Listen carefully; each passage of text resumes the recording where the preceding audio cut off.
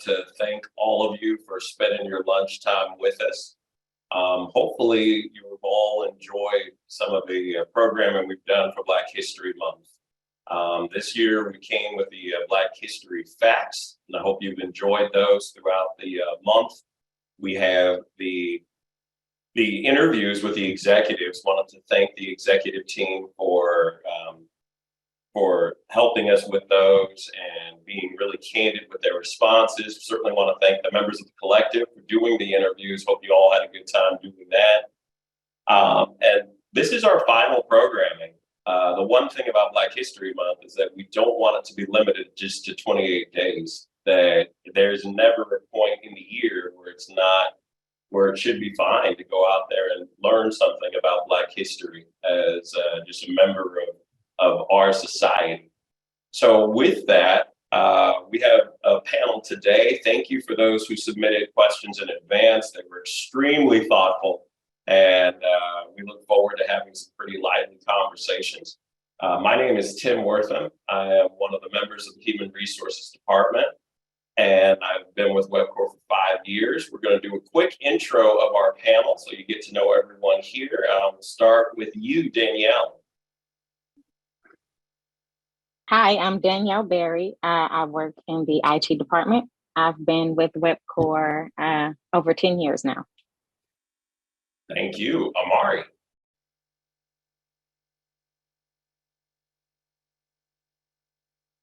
Hi, my name is Amari Goss. I work in the warranty department, and I've been with Webcor for 5 years.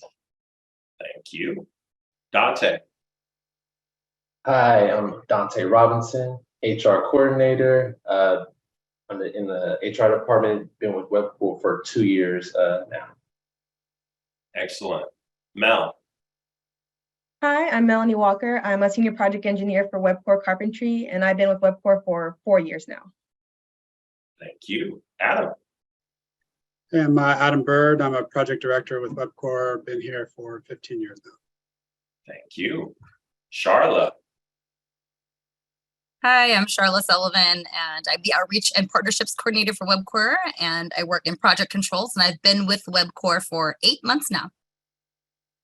And last but not least, our OG of the collective, Kamika. Hi, I'm Kamika Kilgore. I'm the senior IT director, one of two senior IT directors, and I've been with Webcor for 21 years. Right on. All right, let's start off with our first question. So the first question that came in was, how do you feel about people often using vague, non-controversial language to describe clear incidents of police brutality? Example, referring to a murder as an incident. It's frustrating that simply calling out racially motivated assault murder for exactly what it is considered controversial. I think I want to go first on this one because this question is super thoughtful, and it might come directly back to the interview that I did with Jess. And when you're in the middle of an interview like that, you're absolutely right that when someone's been convicted of murder, yeah, you should be able to call it a murder. And I honestly don't remember what language I used at that time, and I am very shy about seeing my own face in video, so I haven't watched my own video yet. But I think it kind of brings about a bigger issue, which is this whole concept of policing language so that you are palatable.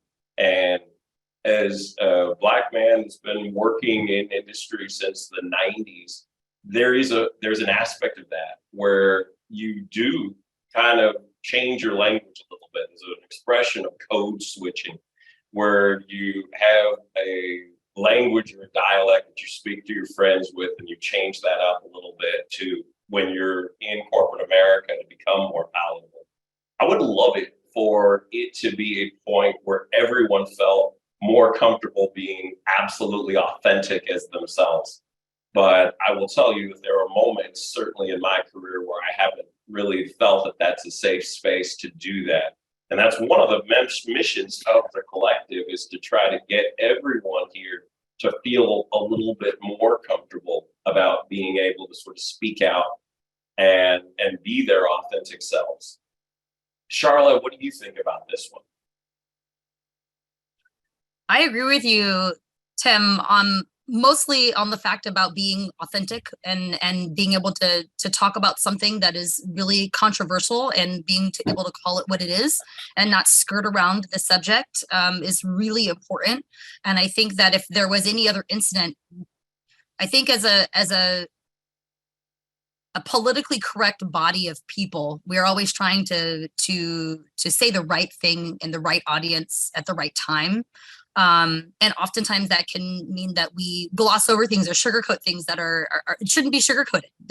It's murder, it's police brutality, it's unacceptable, it's wrong. And if that was anything else, because that wasn't racially charged, we would call it what it was, right? So I guess, and being authentic and talking about it is like with the feelings it actually invokes would be my response to something of a heinous nature like that, rather than to sugarcoat and to say, oh, use language like, an incident, which can be really, really triggering, at least for me, to hear someone call murder an incident when it really is murder. And if it was any other non-racially charged incident, it wouldn't be called that. It would be called murder, or it would be called brutality. So I think just stating what it is without the sugarcoating would really be my response, and how I would love to be to hear and talk about incidents of police brutality, of murder, and call them what they are without being triggered. Thank you for that, Charlotte. I think we could all make a little bit more of a pact today to say that we are going to call things out, call it what they are. Adam, what do you think about this? So I think this is actually kind of one of the major failings that we have, both with our media system and sort of with our society in general. So I think everyone should really be outraged by it, because it's much broader actually than just sort of racial concerns where this happens, right? So when you listen to people in the media talk, a lot of times, they're kind of in an antiquated system where they're sort of addressing things in a way to try to portray themselves as being completely non-biased. I think anyone who took our diversity and inclusion training here hopefully walked away with it with sort of at least a basic understanding that everyone has inherent bias. There's no way to escape it.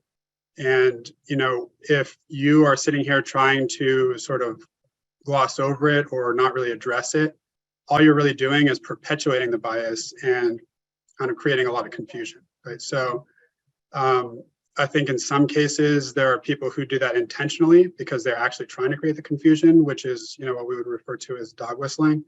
But in other cases, I don't think it's intentional, but regardless, the result kind of ends up being the same. So, I think when you see people in the media like trying to twist themselves into knots, trying to use kind of softer language, it really creates a lot of issues. And, just a couple examples, when you saw, the president talking about election fraud, which I think a lot of people clearly understood was a lie, but you go listen to the media and it's described as like a falsehood or other very soft sort of terms that you would never hear anyone say in like regular conversation. Having that type of thing leads to a lot of confusion where now a lot of people honestly believe that we have a stolen election.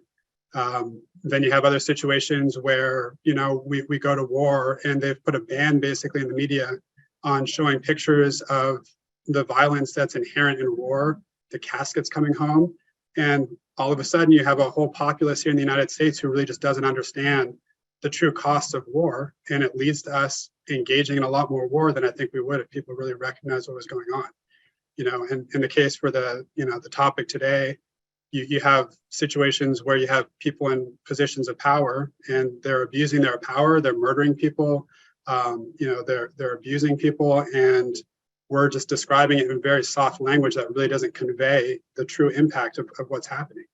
And so when that happens, people get confused about the severity of things, the reality of things, and it just leads to worse outcomes for everyone. So I honestly think it's a pretty big deal, and I think it's something that people should take very seriously, and people should think of it much more broadly than just a Black issue. So. Adam, Add something there.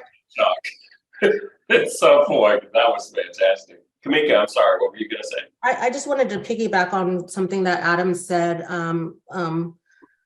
I think it's creating a society where we're desensitized almost by the language, right? So if you're using that softer language, to Adam and Charlotte's point, we become desensitized and it's not that bad, you know what I mean? And so I think we have a responsibility to call a thing, and call it out. So we are paying greater attention to the atrocities that are happening.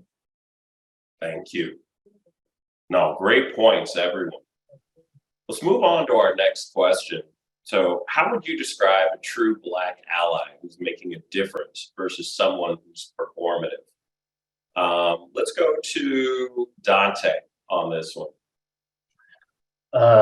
Thank you for the question. For me, an ally is someone that speaks up when I'm not in the room, someone that's always going to hold others accountable, because I can't be everywhere, but you got to see it as like your best friend. Your best friend is going to be someone that's just always sticking up with you and sticking up for you, no matter where you're at, because at the end of the day, I can only do so much for myself when I'm in the room, but then when I'm out of the room, who knows what's going on. So my ally is those that are standing up for me, speaking up for me when I'm not there.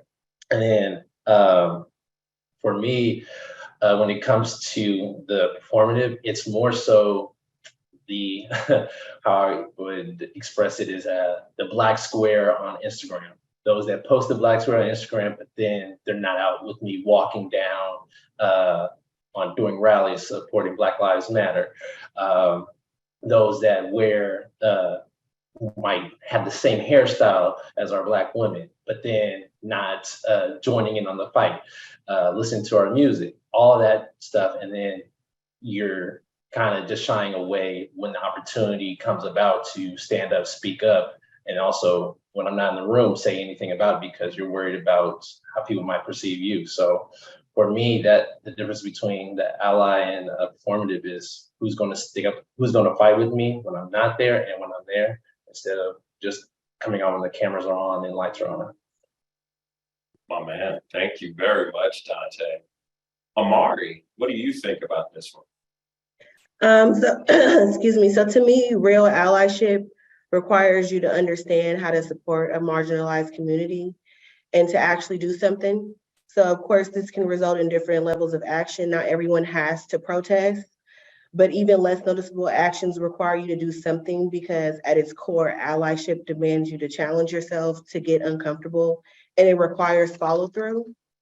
As far as like performative allyships, to me, it's based on the idea of self-gratification, and it does not look at your responsibility within the community. It comes off as disingenuous. To piggyback off what Dante said, going back to the people posting the Black square on Instagram, it's that doing that is not being an effective ally. You know, you're merely performing with personal gratification in the center of your action. Performative allyship is done to make yourself feel better, to prove to yourself and to others that you're not racist, and to create a perception of yourself for others. And essentially is to be trendy, like you're just hopping on something that you see other people doing because it's just the thing to do, you know, at the time. So it's not coming off as genuine. Amari, I love that. I mean, a lot of it, what both of you guys are saying is about doing the work. It's like there's these rewards that you can sort of inherently get or to feel like you're a part of something, but that's not what an ally does. An ally is going to be with you side by side. And a lot of times when it's hard, that's when real allies show up. That's what real allyship is about. So thank you, Amari. I appreciate that. And thank you, Dante. Charlotte, what do you think about this one? I'd like to seamlessly step in on something that Amari talked about, which is being uncomfortable. A lot of being a good ally is being uncomfortable. It's an experience you haven't shared, that you don't know it's not something that you're comfortable with. So being uncomfortable and being uncomfortable with uncomfortability is really important in being a good Black ally versus being a performative ally. Performative allyship is really self-serving and it is trendy. I think that's a great call out of exactly what it is. And in order to be comfortable being uncomfortable, you need to educate yourself. Black people are not here to educate you about the Black experience, but there is the Black history and the experience of Black people is a part of our collective history. So I think it's really important for anyone who wants to be a good Black ally to educate yourself about what those challenges have been for Black people. How can you show up, as Dante mentioned, as an ally no matter what for Black people, and not being performative in the way that in each different situation you might act different. I'm going to use an example of something that my son often experiences. Phenotypically, he looks white. So in an environment, he will think that someone who is his friend, is there to be an ally to him. But then in a different situation, someone says something and there's a microaggression and that person doesn't say anything at all. Whereas in that other space, he's down with my son, but in another space with other friends, he says nothing, but my son looks white and my son is really offended and says, well, how come you didn't stick up for me in that moment? How come you didn't say, hey, this isn't okay? So that performative, that ability to go into each different situation in each different room, if you will, and still stick up for the person that, or what you know is right. That's not performative, that's genuine. So being genuine, educating yourself, really taking the time to learn about what the Black experience has been and how it relates to our shared history is extremely important in being able to show up for any marginalized population of people, including Black folks. Thank you for that, Charlotte. I just love what you said about that. I mean, that's such a great example about doing the work. That in that moment where it does get to that level of discomfort, like Amari was talking about, where are you? Because it's like, if you're going to call yourself an ally, that's when you need to show up. That's when you need to say something. Like, that's how we're going to feel it. So I appreciate that. Is there anyone else that wants to comment on that? Yeah, I'd like to. I just want to say, as it relates to work, like environments where there's a new project and we need field workers, and you seeing they're pulling from a certain population or a certain area, being that person to say, hey, no, we need to diversify this a little bit. That's also an ally. Like Dante said, when we're not in the room, when we're not involved in the process as well, making sure that you are doing what is right and making sure that everyone is represented. I mean, and that's such a great example. The work that's going on at the digester right now of the program that Kendall and Tyrone are running, but we couldn't do that program without allies like Catherine Mallon and Chris Bardalis, who are out there making the work happen. So we certainly thank our allies for doing that, and that's true allyship. That's a great example. Anyone else on that one? Let's go on to the next question here. So as best you can, explain what to do with people who aren't Black, especially those who aren't people of color. What could they understand about the Black experience in America? What would you want to share about the Black experience in America, especially the people who aren't people of color? Melanie, why don't you go first on this one? Awesome. Thanks, Tim. I like how you really phrase that, especially like POC, people of color. I feel the best way I can explain is like when you enter a space and you're the only person of your kind in that area, like you don't see anyone else you can immediately relate to. Not only does it feel isolating, but at times very intimidating, especially how you said earlier as it being a safe space. So when you're talking about different things and you feel like you can bring up something that's culturally, important to you because you feel like not everyone understands where you're coming from, you feel like you're a smaller, lesser version of yourself, is what I would say. Man, it is so powerful, and thank you for that. That people who haven't been in that experience before, I had a sociology class in college. And one of the things that they asked people to do was to walk into an environment where you were going to be one of one, where you were going to be a person who was probably not unlike anyone else in the room. And one of the things, we had a couple white students who went into Black Baptist churches and just hung out for a Sunday, and they were talking about what that experience was like for them. And it's one of those things that until you are there, you have no idea what that feels like. Mm-hmm. And so that level of empathy that you just engendered, Mel, I really appreciate that. Adam, let me hear from you on this one.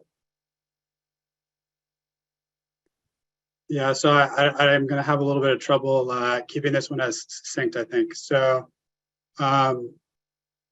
this prompt kind of reminded me of a conversation that I had a few years back. I had a friend of mine who, he asked me why it was that I thought Black people hadn't been able to achieve equality in the country yet, given how long ago slavery was. And I think, I gave him a lengthy answer, so I'll try to keep it a little bit more abbreviated here since we have a time limit. But I kind of just wanted to touch on some of the things that go back. I mean, obviously, slavery was a horrible thing. I think people dramatically underestimate the horrific nature of slavery. I think you can pretty easily do some reading on that, so I'm not going to give you a lot of detail about it. But I also think that people underestimate how long slavery lasted.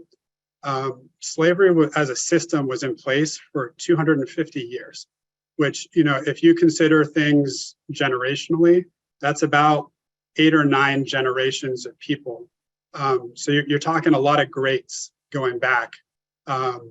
If you just try to think about how the impact that would have on a group of people having to suffer through that, being considered property, not being considered a person for 250 years is incredibly impactful. But setting slavery aside, the story doesn't really end with slavery, right? If slavery had ended back in like 1865, and from that point forward, Black people had been, achieved equality, I don't think you would see the same discrepancies as far as, medium wealth and income. And, when you look at the diversity statistics for the company, I don't think it would look so monochromatic as Matt described it in the interview that they posted today.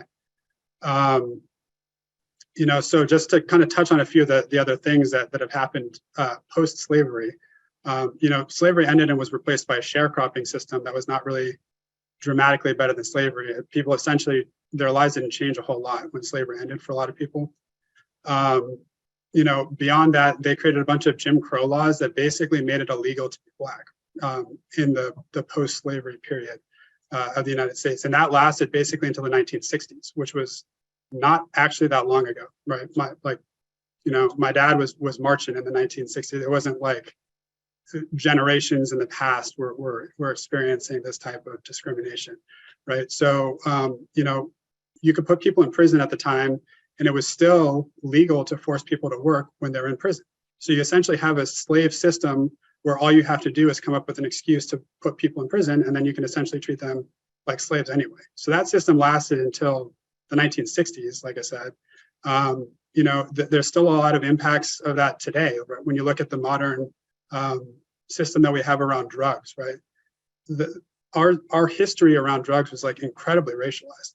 The first drug laws in the United States were actually a ban on Chinese people smoking opium in Chinatown in San Francisco, like specifically targeting one race of people in a specific area so that they could be thrown in prison, right? And a lot of the laws that were created around cocaine and crack were also highly racialized to target Black people. And this is happening also at the same time when the United States government is actually importing cocaine into Black neighborhoods, right? So there's just like a lot of government systems that were kind of lending people to end up back within the criminal justice system. And again, back into just systems that don't encourage us to grow as a people and to be able to self-actualize. And then beyond that, there's a bunch of systems that I think people don't understand in terms of how the middle class was created in the United States. You know, the way that people garnered wealth and the way that people got to the incomes and the wealth levels that they have today, you know, was largely based on government policies. So, you know, we had the Louisiana Purchase going way back, right? Basically, any person who could go out and claim it west of the Mississippi was given massive tracts of land back in the day. But Black people were excluded from that. That was only given to white people. We have the GI Bill, which was created basically to help veterans transition back in after World War II. It allowed thousands and thousands of people to go to college for free, to get discounted rates on home loans and all kinds of things like that, that allowed them to build wealth. Again, Black people largely excluded from that. And then we have the system of redlining that basically prevented Black people from being able to purchase houses in any neighborhoods where the housing values would actually increase and where they would actually be able to build wealth, which is like the main way that most people in the United States actually build wealth, is through their houses. So, you know, through all these different systems, Black people have essentially been excluded for the entire history of our country until the very recent past, right? And even in the recent past, if you look at the financial crisis we had a decade ago, we basically had a bunch of subprime loans that were given out to people of color largely, even though they would have qualified for regular loans, right? So there's still all kinds of targeting and whatnot that's happening that's really preventing people from, again, achieving equality, right? So when you combine that with things like just the inherent bias that we talk about, you know, Tim mentioned code switching earlier in it, right? That's not a thing that white people and, you know, really have to deal with. And it's because, you know, what's considered professional in our culture is based off of white culture primarily. So, you know, there's a lot of things, you know, both slavery itself and then post-slavery continuing on to the very present that really have prevented people from achieving equality. And I just really, I think it's sad that people don't really understand our history and that there's like an ongoing movement right now to really prevent people from learning about our history. So I really hope people will stand up to kind of push back on that and will educate themselves. I would highly recommend a book called The Sum of Us by Heather McGhee for anyone who's interested in learning more. And I apologize for going way over my time allotment on this one, but I felt very strongly. So I will cede my time, Tim. Adam, you know, I am a fan of everything about you except for the college that you went to for undergrad.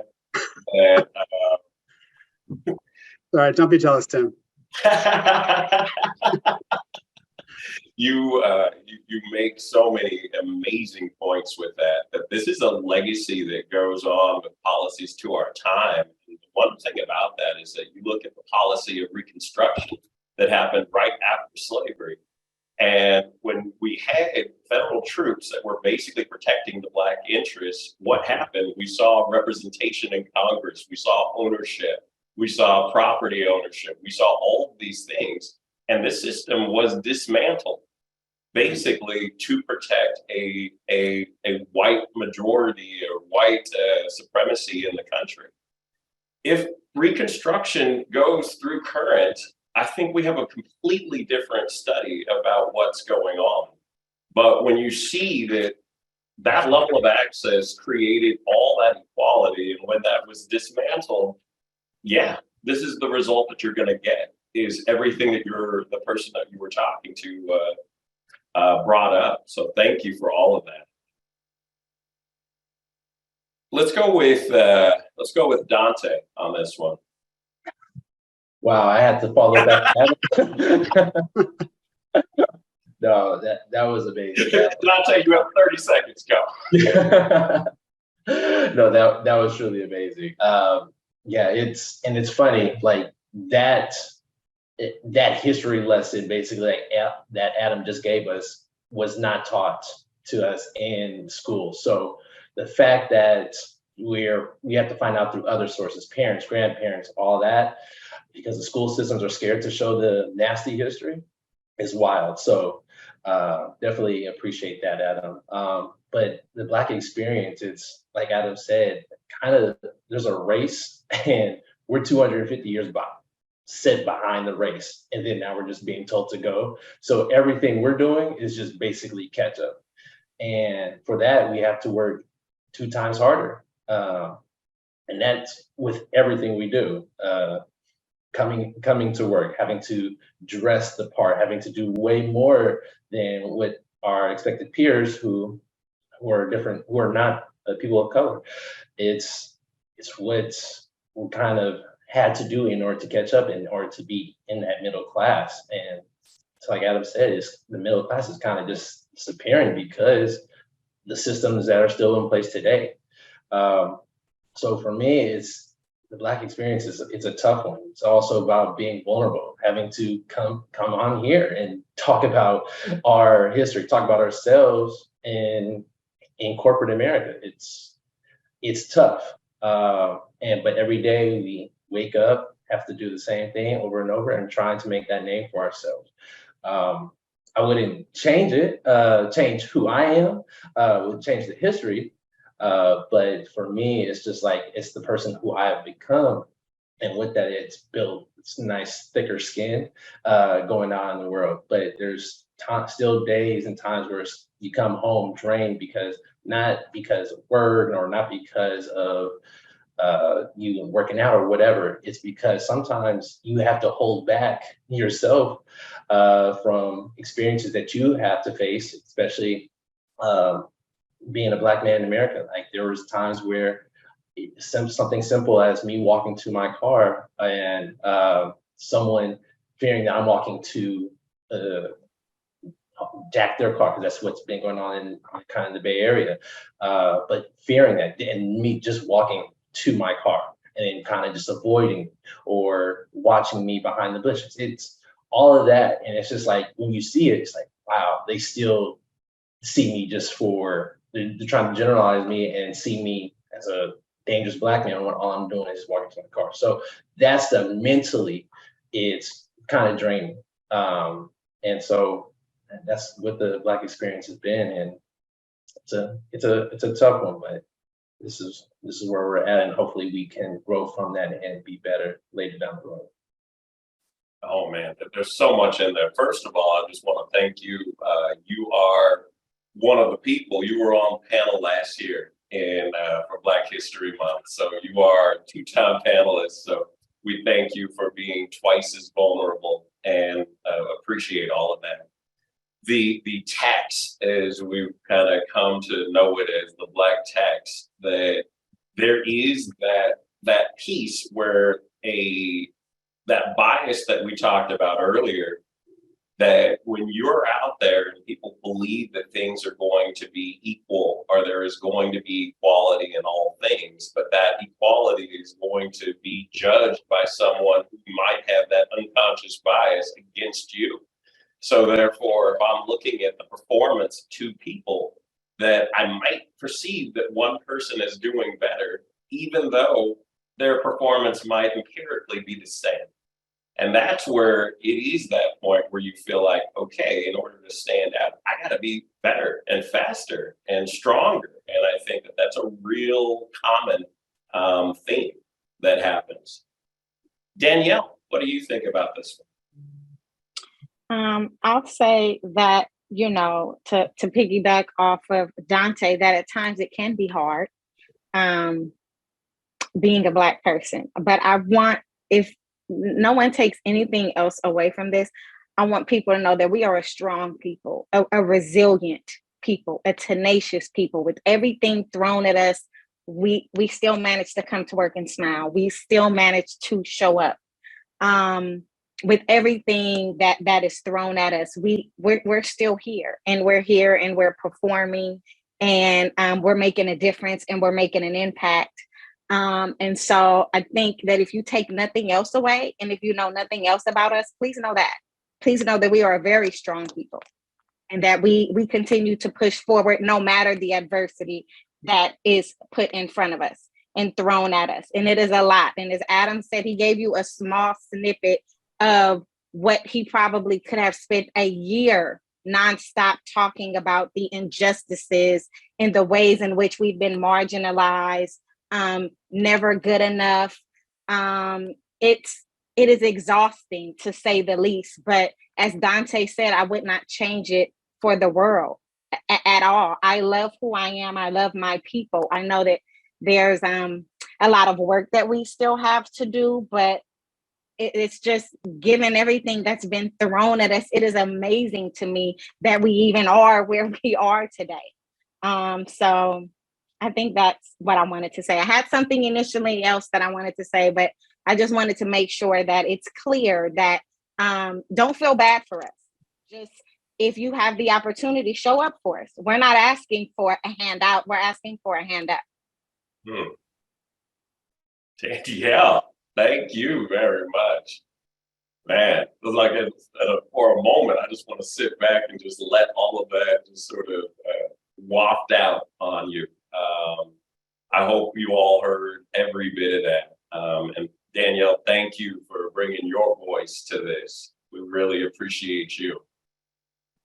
Tim, can I jump in really quickly on this? Absolutely. I have to steal your word that you use quite often, but I want people to take away that the Black experience is not a monolithic experience. We have commonality, but we also share a lot of differences. And so when engaging with Black people, please don't look at us to be representative of all Black people. We have our own stories, you know, and so Adam spoke on some of the common things that we share from slavery and post-slavery, but we are individuals and we do want to be seen as such. We don't want you to say things like, we don't see color. We want you to see and appreciate and celebrate and respect our differences and our similarities. And so I just wanted to throw that in, that the Black experience is not singular. You know, it definitely is the rainbow, for the lack of a better term. But yeah, I want us to make sure that we're being seen as individuals within that experience. Thank you. Charlotte. So the other Charla is actually Tyrone. So Tyrone has his. Oh, other Charlotte, go ahead.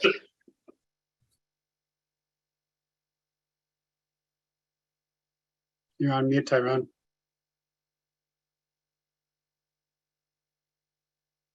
Go ahead, Tyrone.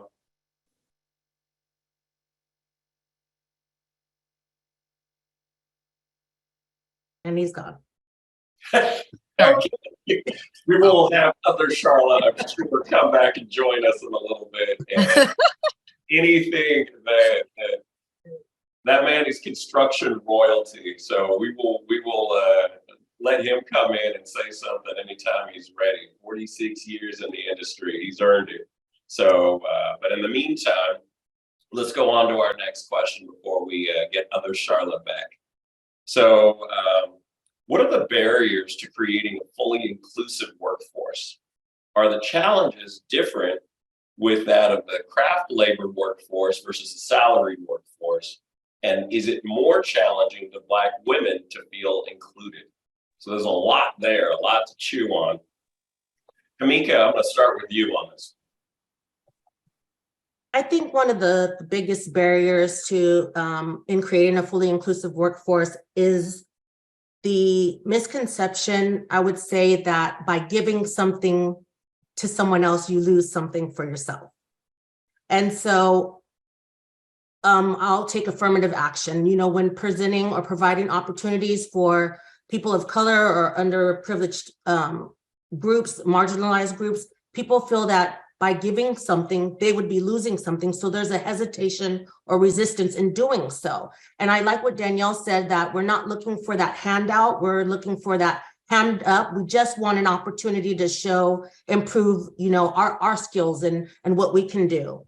I would say that one of the things that we as a people probably deal with are having to be perfect. That Barack Obama comes to mind every time, you know, like how much he carried on his shoulders by being that first Black president.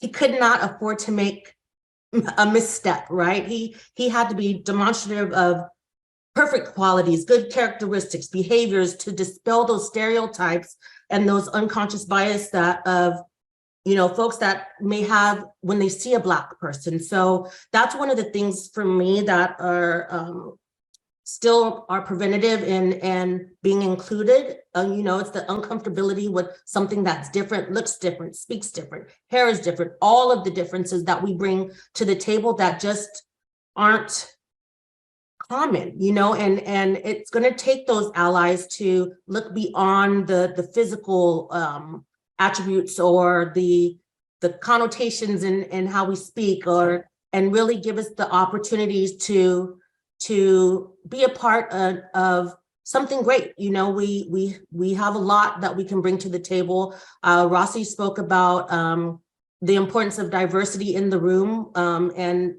bettering the quality of work that we put out. And so once that's recognized and appreciated, I think that those barriers will start to come down. We see them, kind of being chipped away at now. And then I'll speak on the challenge for Black women feeling included. I walk into the room, and especially in the construction industry, and I'm a double minority. I don't know which one you see first. Do you see me as a Black person, or do you see me as a woman? Either way, it's a target on my back, I would say, and so it is difficult. I want to kind of model what Barack did, and help break down some of those walls and open up a pathway for others to come behind me. It's fortunate and unfortunate for me. I am the most senior Black person in the company. I wear that as a badge of honor and pride, but I still look at why. Why is that the case? And so we just have to do our part to help pave, like I said, that pathway for others to step onto and blaze that trail, and so I appreciate it, but I also feel that it's a misfortune. Man, I appreciate you sharing all of that. Tyrone, I don't know if you are on at this point. If you want to share a little something on this one. Could you hear me now? I got you loud and clear, brother. Go ahead. Okay.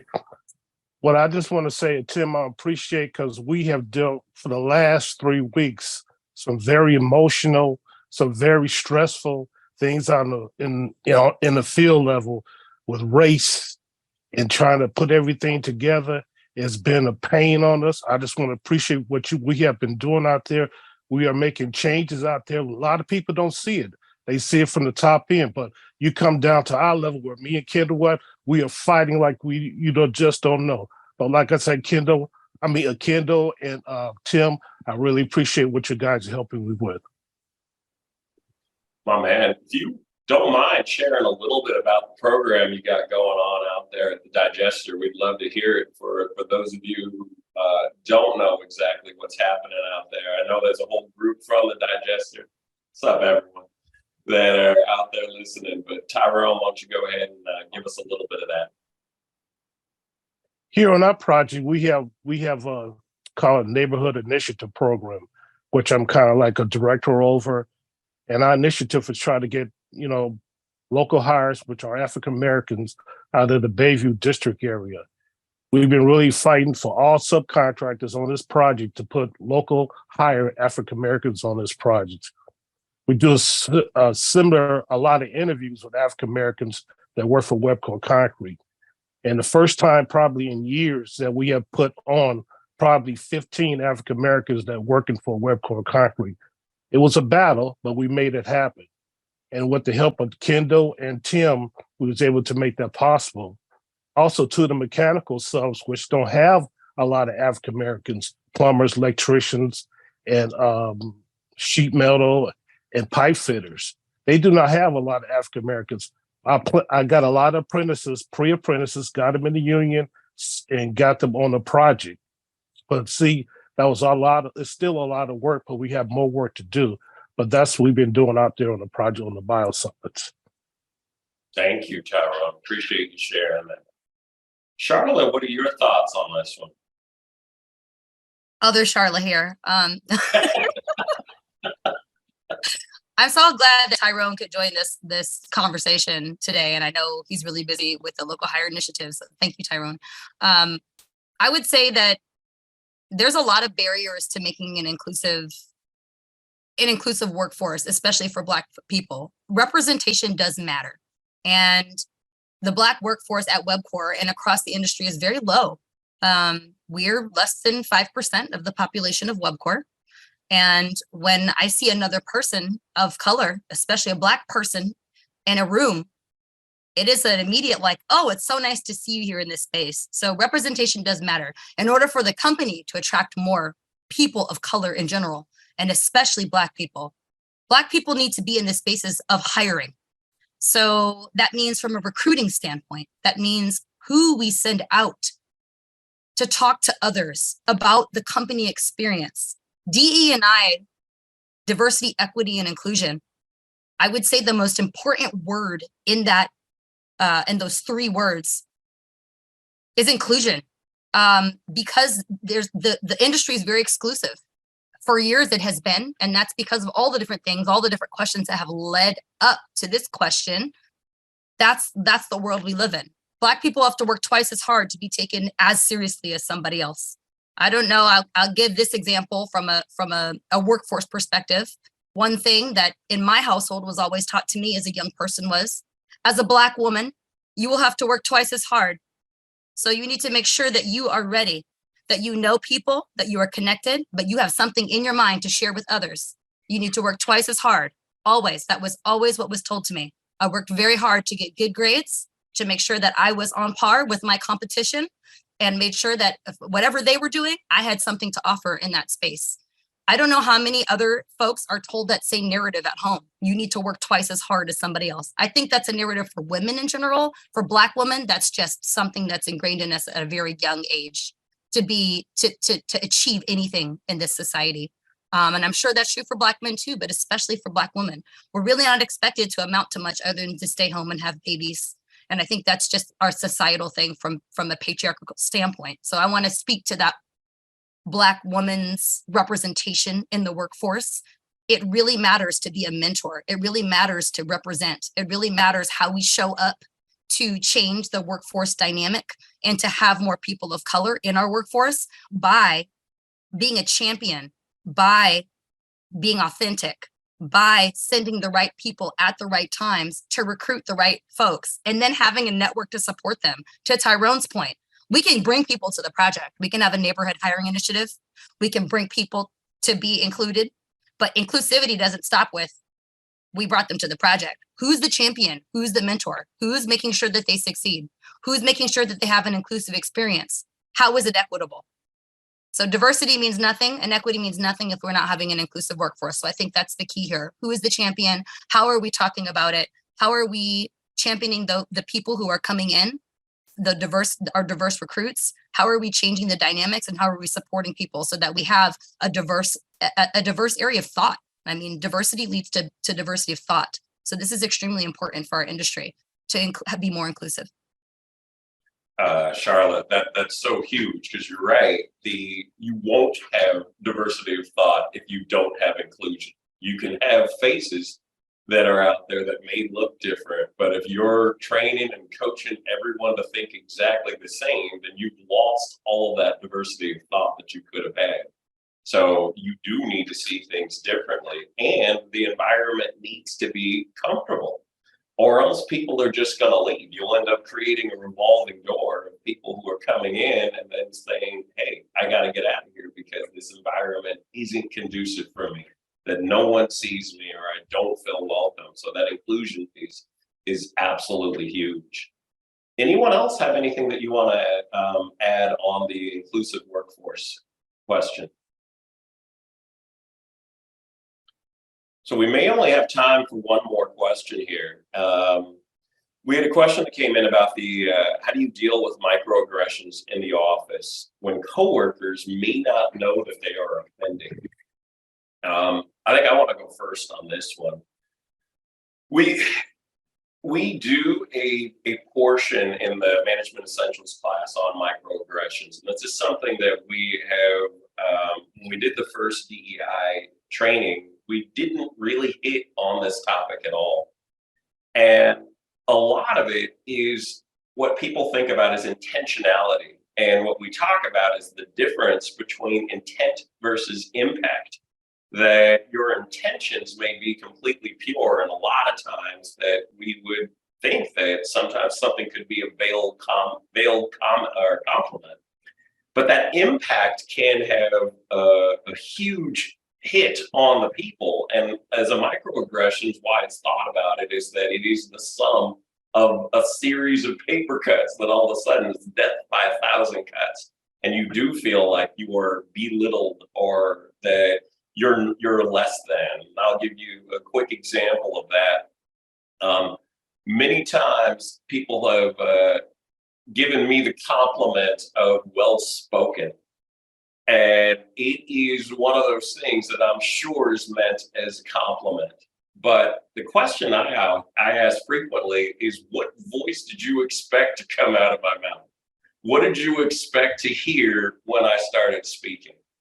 And what that tells me is maybe you don't have as high of an opinion of my race and my people as you should.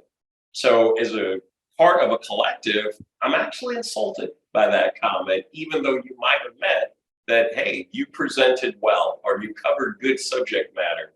But to say it that way versus to say well-spoken is something that is probably going to be a little bit offensive to a number of people. So that's sort of my take on that one. Anyone else want to talk about the microaggression question? And I think I guess I should answer the question, which was, how do you approach it? And I think that it's important to speak up and talk about it. And it feels like in 2020, that a new dialogue kind of got started. And I know personally, I felt even more empowered at that point to start to talk about it with some of my friends. And so some of my non-Black friends, we just started having conversations about that. Like, you know what? No, let's not do that anymore. And let me explain a little bit of why. But I do think that there is this thing of positive intent. And I understand, I want to respect that intent of saying you're not trying to offend me, but yet it's important for me to tell you that I was offended. What else do you guys want to offer? Who else wants to chime in on this one? Tim, can we combine that with, there's one question in the chat as well, and I think it pairs well with the same question. And so in the chat we have, what are your thoughts around government policies that some of us may not agree with for fiscal or economic reasons, but afraid to transparently voice those opinions for fear of being viewed as racist or negative towards Black community? Do you think there's room in society for debate without being called racist? I'm curious. Yes. Yes, there is room for debate. Adam, go ahead. You chime in.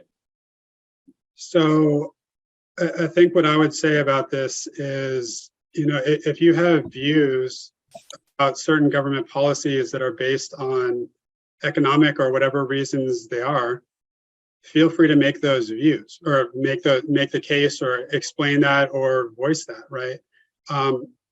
If people are going to come back and say, hey, this policy, I believe it to be racist, there's probably an underlying reason for that most likely the person saying that could explain to you. So, if you're too afraid of being called racist to, if being called racist is preventing you from explaining or stating your views on a certain topic, then maybe you should think about why you have those views, right? That's how I would look at it. If somebody calls you racist, you should be able to have that conversation with that person and explain your viewpoint, have them explain their viewpoint, and what you might come to is maybe that person might learn that you have different reasons for it, or you might learn that maybe there's actually more to the topic than what you may have understood when you formed your viewpoint initially. So I would encourage you to raise your voice and say it and not be afraid of people calling you out on it, and to be open to that debate and conversation. And I think both of you guys may learn and grow from it. I wholeheartedly agree with that. Absolutely. I'd love to chime in on that one too, but Honesty is not a Another reason. sentence. Go. Right. Okay. Honesty is not a reason to hold back your what you want to say. But I would say be cognizant of who you're saying it to and how you're saying it. If it's an opinion, it's an opinion. Say, this is my opinion. I wouldn't state something as a fact. I would say, this is my opinion about this. Let's have a conversation around it and let's have a dialogue about it. Not, this is a statement. I think that's a lot of the space a lot of us get stuck in, is we say something as a statement or a fact rather than saying, hey, I want to talk about it. Can we talk about it? And then making sure the conversation is respectful. I think that's really what it comes down to. Is it the right time? Is it the right space? Is it respectful? And then, yeah, it totally open. I see other Charlotte has his hand up. Yeah, go ahead, Tyrone. The consent decree policies only have been effective probably like going on 50 years. So right after Martin Luther King, my parents, they've been fighting for these things. So we just really getting the full effects of what we've been working for. So it's not nothing that's been handed down years and years ago. This is like recently. So so we still got a lot of more work to do. It's not being racist. This is things that, our forefathers have worked for and tried to get for us that's in our century down now. And a lot of those policies are already being taken away, all the ones that were fought for and people died for. We have things like affirmative action being potentially repealed here coming up. The Voting Rights Act is being dismembered piece by piece by the Supreme Court right now. There's a lot of important legislation that people fought and died for that Right. the current government is not. Right. So. Because I came into the script key when I came in the 70s to get into trades, because it was acted like in the 70s and I started in trade in 75. So prior to that point, they didn't allow African Americans get into the trades. Yeah. No, there is so much here, and I encourage everyone to continue these conversations. And certainly we do want to entertain the dialogue. So I love the message at the end of do not be afraid to ask a question or to voice an opinion. But certainly be prepared that there might be a historical aspect of this that you may not be aware of. And so a lot of this is just about continuing this dialogue. I want to thank all of Webcor for coming out and spending this afternoon with us. I want to give a special thank you to our panelists. It was a pleasure having this conversation with all of you. And we look forward to more conversations like this coming up in the future. Thank you very much, and we'll talk to you later.